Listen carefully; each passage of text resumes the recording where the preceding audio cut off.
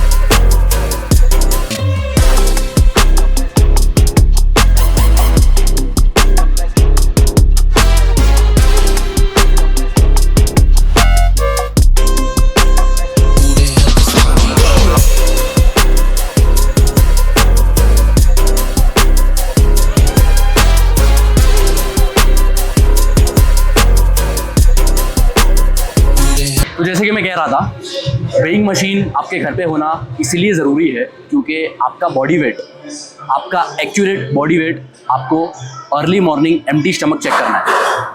और अगर आपके जिम में आप अपना वेट चेक कर रहे हो तो जिम में आप खाली पेट तो नहीं जा रहे होंगे, कुछ ना कुछ मील कंज्यूम करके, या अगर एम्प्टी स्टमक भी जा रहे हो तो एटलीस्ट कुछ ना कुछ लिक्विड्स कंज्यूम कर रहे होंगे।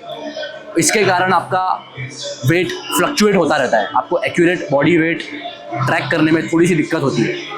और अगर आपके घर पे वेइंग मशीन है आपके खुद के पास, तो आप हर रोज़ या हर हफ्ते अर्ली मॉर्निंग एम्प्टी स्टमक आपका बॉडी वेट चेक कर सकते हो, जिससे कि आपको अपना एक्यूरेट बॉडी वेट पता लगेगा और आप कंसिस्टेंटली इम्प्रूवमेंट्स कर पाओगे आपके मील्स को लेकर, आपके ट्रेनिंग को लेकर, so on and so fourth. और वेट चेक करने का भी एक बहुत ही एफिशिएंट तरीका मैं आपको बताता हूँ, जिसमें कि काफ़ी लोग गलती करते हैं।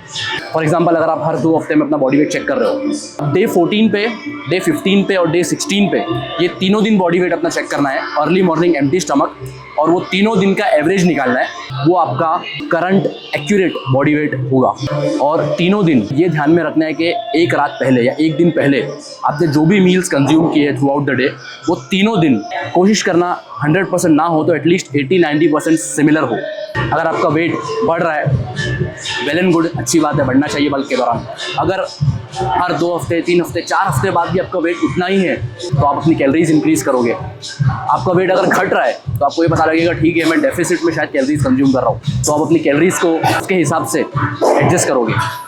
तो इसीलिए मैं कहता हूँ कि ये 2 इंस्ट्रूमेंट्स, किचन वेइंग स्केल ताकि आप अपने मील्स को, अपने फूड को प्रॉपरली वे करके कंज्यूम कर सको, और दूसरा वेइंग मशीन ताकि आप अपने बॉडी वेट को, आपके एक्यूरेट बॉडी वेट को वीकली बेसिस पे या हर 2 हफ्ते से प्रॉपरली चेक कर पाओ और कंसिस्टेंटली ग्रो कर पाओ through out the bulk.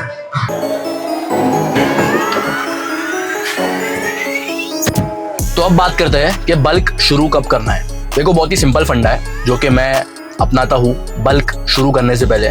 First and foremost, आपकी करंट फिजिक बल्क शुरू करने से पहले बहुत ज़्यादा फैट एक्यूमुलेटेड नहीं होनी चाहिए। सिंपल भाषा में अगर कहूँ तो 15 से 18% बॉडी फैट से ऊपर अगर आप हो तो ऐसे वक्त में बल्क शुरू करना सेंसिबल डिसीजन नहीं होगा। अगर आप 15 से 18% बॉडी फैट से नीचे हो, टू बी प्रिसाइज अगर 15% से नीचे हो, ऐसे टाइम पे बल्क शुरू करना सही डिसीजन होगा मैं कहूँगा। दूसरी चीज़, अगर आप 15 से 18% बॉडी फैट हो तो सबसे पहला स्टेप मैं कहूँगा आपको ये लेना है कि आपको अपना पहले बॉडी फैट परसेंटेज कम करना है कैलोरी डेफिसिट में जाकर। आपका बॉडी फैट 15 के आसपास अगर आ गया, 14-15%, 15.5-16% भी हो गया है और आपको लगता है कि चलो ठीक है, काफी मैंने फैट लूज कर लिया है, उसके बाद आप अपना बल्क शुरू कर सकते हो। अगर आपको अपने बल्क के दौरान बहुत ज्यादा फैट और बहुत ज्यादा मोटा नहीं दिखना है, क्योंकि बल्क के दौरान हमारा ये गोल होगा कि हमको जिम के कपड़ों में एज वेल एज जब भी हम नॉर्मल आउटफिट हमारे पहन रहे हैं तो कपड़ों में अच्छे दिखे, उसी के साथ साथ हम जब भी अपनी फिजिक को मॉनिटर करें, मिरर में देखें जिम में, तो बहुत ज्यादा बेली फैट और बहुत ज्यादा जो लव हैंडल्स वगैरह है वो हमको ना दिखे हमारे बल्क के दौरान भी। अगर आप 15-18% से ऊपर है आपका बॉडी फैट और उसके बाद आप बल्क शुरू करते हो तो जाहिर सी बात है आप कैलोरी सरप्लस में जाओगे। तो ज्यादा बॉडी फैट पहले से है, ऊपर से और कैलोरी सरप्लस में जाओगे तो आप इजीली 22-23% बॉडी फैट पे पहुंच जाओगे अपना बल्क खत्म करते करते, जो कि बहुत ही अच्छी चीज नहीं है पर्सनली मेरी ओपिनियन में, क्योंकि ईयर राउंड हमें लीन रहना है, बहुत ज्यादा मोटा वगैरह नहीं दिखना है। बल्क के दौरान भी लोगों को इतना डायरेक्टली ऐसा नहीं लगना चाहिए कि हाँ ये बल्क कर रहा है। पब्लिक तो आपको डायरेक्ट बोली अरे मोटा हो गया यार तो क्या है, पेट वेट निकल रहा है, तो आपको ये लोगों को एक्सप्लेन करने की नौबत नहीं आना चाहिए, अरे नहीं यार मैं बल्क पे हूँ ना, यार मैं बल्क पे हूँ ना इसलिए थोड़ा सा ऐसा।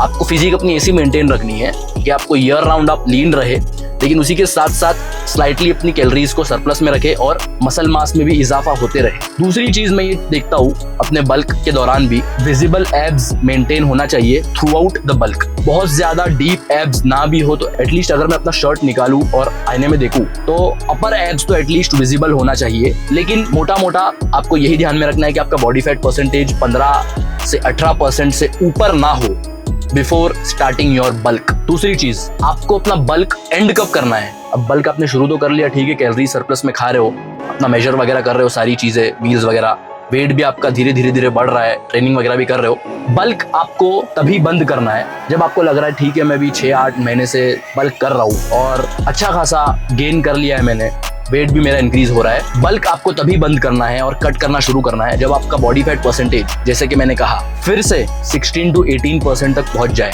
आपको अपना बल्क शुरू करने से पहले 15 से नीचे रहना है बॉडी फैट परसेंटेज, और जैसे जैसे आप अपना वेट इंक्रीज हो रहा है, सारी चीजें हो रही है, जैसे ही आपका बॉडी फैट परसेंटेज 18 के आसपास आ जाता है उससे आगे आपको नहीं जाना है, क्योंकि उससे आगे अगर आप जाओगे वो दिखने में अच्छा नहीं दिखेगा। वैसे तो कहा जाता है कि 15 के ऊपर भी नहीं जाना है, लेकिन मैं ये 15 से 18 का रेंज रखता हूँ कि उसके ऊपर नहीं जाने देना अपने पीक बल्क के दौरान। फिर कट करके दोबारा 12 से 15 के बीच में आ जाना। ये प्रोसेस हमें करना है। अभी ये प्रोसेस क्या आप जिंदगी भर करोगे, बल्क करो, 18 तक जाओ, फिर कट करके फिर 12-13% बॉडी फैट आ जाओ, ये कब तक करते रहोगे। तो ये आपको तब तक करना है जब तक आप अपने फिजिक से सेटिस्फाई नहीं हो जाते, आपको लगता है कि आपके अंदर और पोटेंशियल है और मसल मास आप गेन कर सकते हो। अगर आपको लगता है तब तक आपको ये जो प्रोसेस है उसे करते रहना है। जिस वक्त आपको लगता है कि हाँ ठीक है मैंने अपना पीक मसल मास गेन कर लिया है, अभी इसको मुझे सिर्फ मेंटेन रखना है, उसके बाद आप उसे मेंटेन करते रहिए, मेंटेनेंस कैलोरीज कंज्यूम करके। अब ये चीजें जो है इंडिविजुअल टू इंडिविजुअल डिफर करती है, ये आपको खुद बेहतर पता है कि आपके अंदर कितना पोटेंशियल है,